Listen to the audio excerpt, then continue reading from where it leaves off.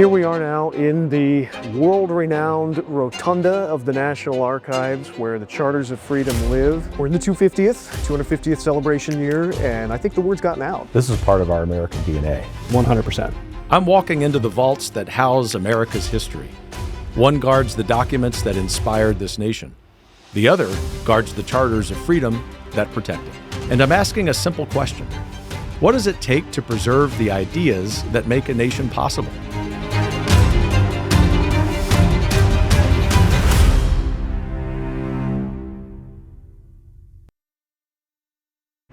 In Washington, D.C., the Rotunda at the National Archives holds what we call the Charters of Freedom, the Declaration of Independence, the Constitution, and the Bill of Rights. We met up with National Archivist Jim Byron, who is helping safeguard the words that shape this nation.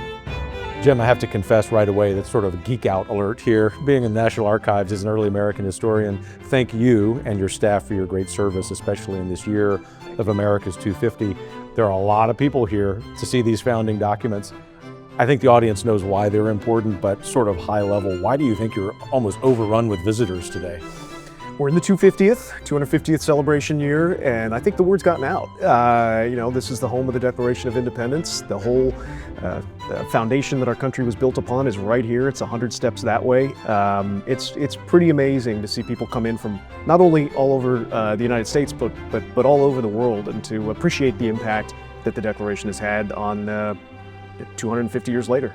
You know, having taught the founding era many, many times, more times than I can remember, which is a comment on my age, I'm always just filled with patriotism, frankly, when I'd step in here and see so many people, probably most of them Americans, but hopefully people from all around the world, because they're drawn to that timeless document. What is it about the history of that, the sort of historical context that is just timeless in its appeal to the human heart? Yeah.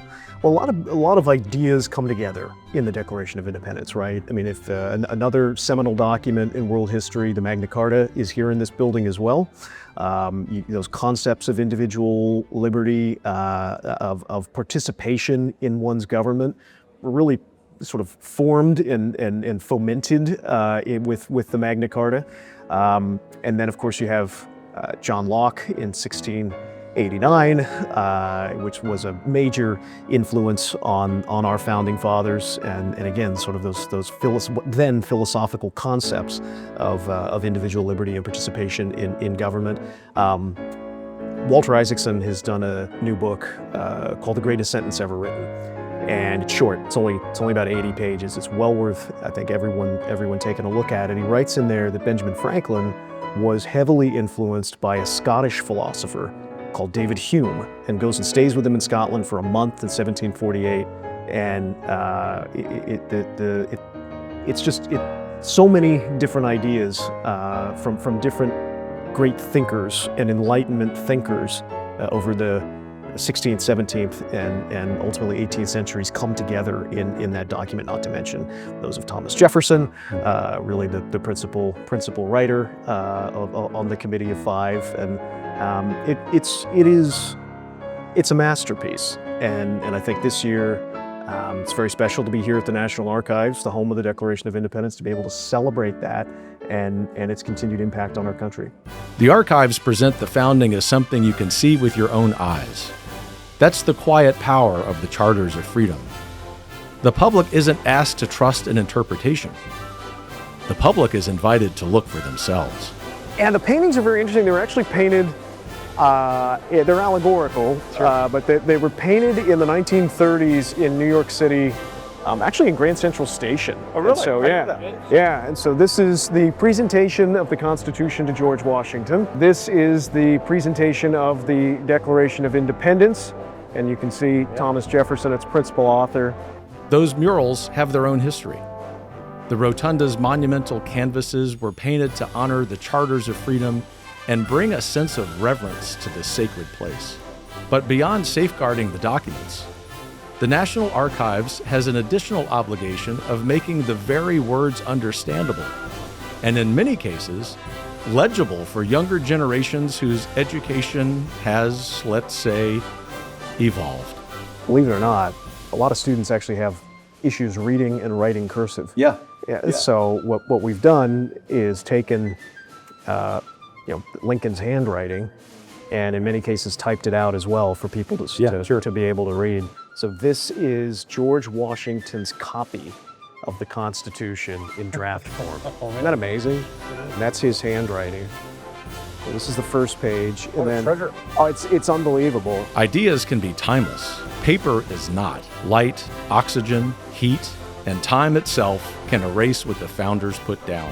When you think about all of those philosophers, not only in the Enlightenment, although they were very important, obviously, thinking about Hume, Montesquieu, many others, but even going centuries back, that one of the great geniuses of Jefferson and the people who came together around the Declaration was putting all of that together into this singular document that could speak not only to the American condition at the time, and not only the American condition 250 years later, right, but to the condition we're all wired to, which is toward freedom. Absolutely. And along the way, while those ideas have persisted, sometimes there have been challenges in preserving the document itself, right? That's sort of the science of this place as well. Speak to that. Yeah, the Declaration has had an interesting life over the last 250 years.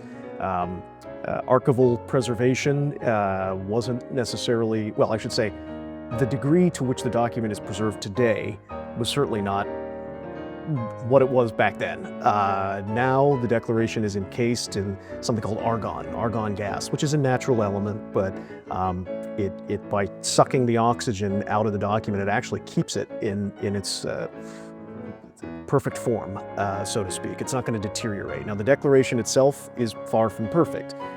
It was displayed in the White House in the Executive Office building for a long time, and it hung actually above a fireplace, so it got smoked out.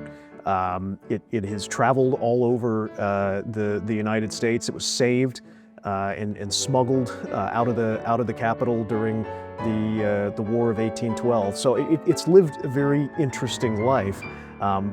Today, it's the job of the National Archives to preserve it, and it's encased in that argon glass. It doesn't move, and it's here for everyone to see. But the founding record doesn't begin in the Rotunda. It begins with books and pamphlets passed around before the founding documents were made canon. To see the intellectual scaffolding, we met up with Kevin Butterfield, a director at the Library of Congress. We're in the Rosenwald Room, Rare Book Special Collections Division of the Library of Congress. I want to take you down to the founding of the nation. Here we have the sort of early settlement, but the founding of the nation really, I think, kicks off in January of 1776 with this pamphlet called Common Sense. Thomas Paine wrote this. He's only lived in America for a couple of years at this point. He writes a powerfully moving argument for independence. You know some of the lines. He calls the king the royal brute, and he's some great rhetoric and common sense. No, powerful rhetoric, and it was a sensation. This is a very first printing, but I'll actually let you take hold of a slightly later printing out of Lancaster. This is the original stab stitching from what would have been used later in 1776. And this gives you an indication of just how ephemeral these things really were. These things were there to be read, passed around, and in some cases, of course, bound and beautifully preserved, but in most cases not. What a treat. So do you know James Thomson is a Scottish poet here? And so the one sort of kind of high literary device, he pulls a couple of lines out of Thomson's poetry from the 1740s, I think, 1730s actually. But the rest of it is just very ordinary, plain spoken language, and that's the power of it. The struggles of 76, which I think we all have some sense of, but it culminates ultimately with the crossing of the Delaware in Christmas Day of 1776. Just before that, Thomas Paine took another stab at writing for the American people. This is the American crisis. These are words perhaps even more powerful in terms of the rhetorical impact of just a handful of sentences than common sense. I think every American has heard these things, but I'll read a couple of sentences. These are the times that try men's souls. The summer soldier and the sunshine patriot will in this crisis shrink from the service of his country, but he that stands it now deserves the love and the thanks of man and woman. He published this about a week before the crossing of the Delaware. The story is that Washington had it read to his troops. It's very possible that they were just reading it themselves. But either way, this was setting a power and a moment that was culminating on December 25th. This is part of our American DNA. 100%. And I think everyone is, these are the times that triumph in souls. I mean, Sure. it entered the lexicon in a way that Paine would have been very happy about. As we head into the founding, across the war is concluded. There's the 1780s, I think people commonly call a critical period of American history. And it culminates in what Thomas Jefferson would later call one of the greatest statements of political theory, and the Federalist. So there are 85 essays that John Jay, Alexander Hamilton, and James Madison write to argue for the ratification of this newly written Constitution. What you're looking at here is Thomas Jefferson's copy of the Federalist. Jefferson's copy of the Federalist. Jefferson's copy came to the library when he came to our library in 1815 after the British burned the Library of Congress while burning the Capitol in 1814. Thomas Jefferson sold to the Congress at whatever price they were willing to pay him 6,487 books, and this is one of them. And this copy actually has a more interesting provenance than just that. Elizabeth Hamilton was the first owner. That's the wife of Alexander Hamilton. She gave it to her sister, Angelica Schuyler Church, who became friends with the Jeffersons while they were stationed overseas, in Paris in particular. And the moving from the Hamilton family over to Jefferson, he receives this. He actually then does what many Americans were doing at this time, because these were all written under a pen name, Publius. He writes down who he thinks wrote each of them. And of course, he's good friends with Madison, so he probably has some inside knowledge. He lists the numbers written by Jay, the numbers written by Madison, the rest by Alexander Hamilton. He's wrong on a few instances, by the way. But this is instructive for those of us who still theorize about the mystery of the authorship of some of those essays. I think a lot of people don't realize this unless they've taken my course, or perhaps yours, that there are still a few essays that we're just not sure. Madison and Hamilton wrote in such a similar way, with a similar power and argument, that there's a handful of essays that could well have been either one of them, and that's just where we are. But the Federalist was printed in 2 volumes. This is the McLean edition, the very first printing. In fact, people usually say the 85 essays were first published in newspapers.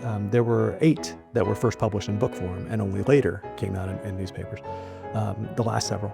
And this Jefferson copy is also, with the green ribbon, is an instance of a book that survived from that original sale in 1815 to the present.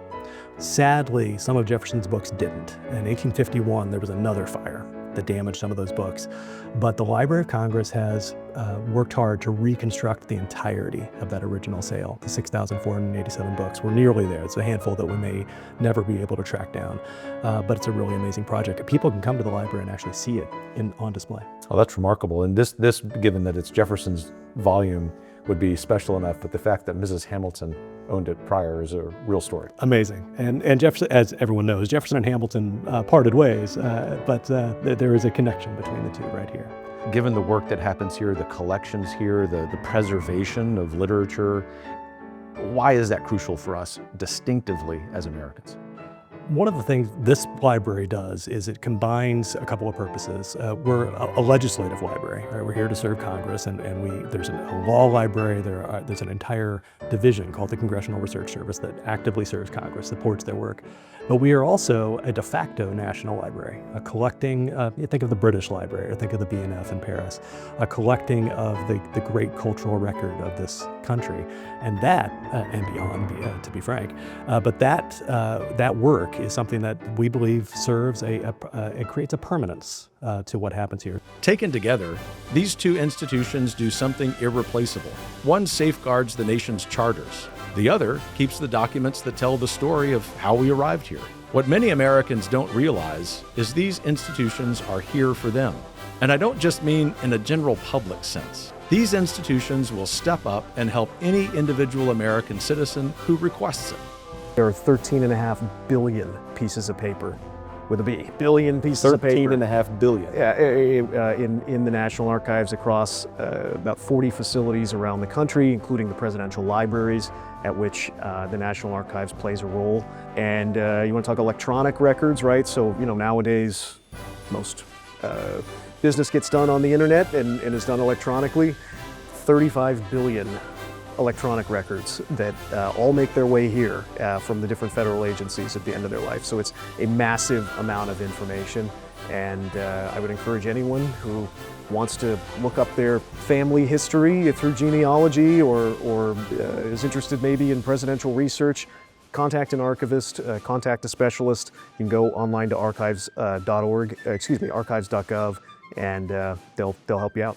So the National Archives isn't just for historians and researchers, for that matter, not even just for the very important visitors who are here to see the founding documents and others. It really is the people's house. And that's what we've been, exactly. That's what we've been really trying to highlight during this 250th anniversary year. When you stand before the Charters of Freedom, you are encountering a standard. These documents survive because Americans decide they are worth protecting.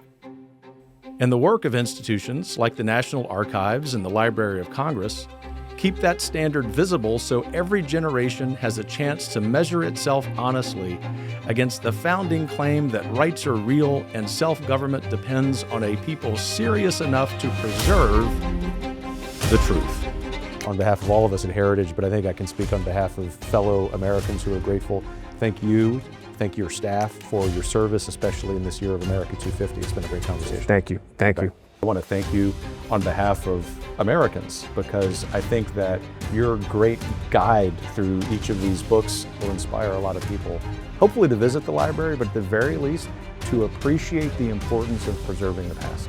That's why we're here, and we are so eager to have people come in and use these collections. I'm excited I got to show them to you. Thanks so much. Take care.